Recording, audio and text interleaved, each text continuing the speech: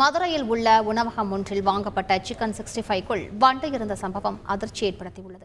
K நகர் பகுதியில் இயங்கி வரும் உணவகத்தில் சட்டக்கல்லூரி மாணவிகள் சிலர் சிக்கன் 65 பார்சல் வாங்கியிருக்கின்றனர்.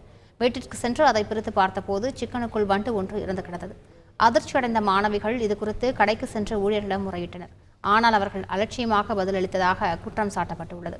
இதையடுத்து வீடியோ ஆதாரத்துடன் உணவு பாதுகாப்புத்துறை அலுவலர்களுக்கு வாட்ஸ்அப் மூலம் புகார் அளிக்கப்பட்ட நிலையில் அதிகாரிகள் விசாரணை மேற்கொண்டிருக்கின்றனர்.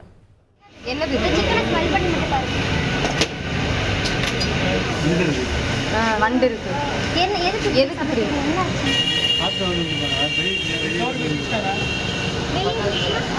வேற ஏதாவது என்ன ரெஸ்பான்சிபிள் இல்லாம பேசிட்டு இருக்கோம். நீங்க பாட்டு போயிட்டே இருந்தீங்கன்னா பதில் சொல்லுங்க.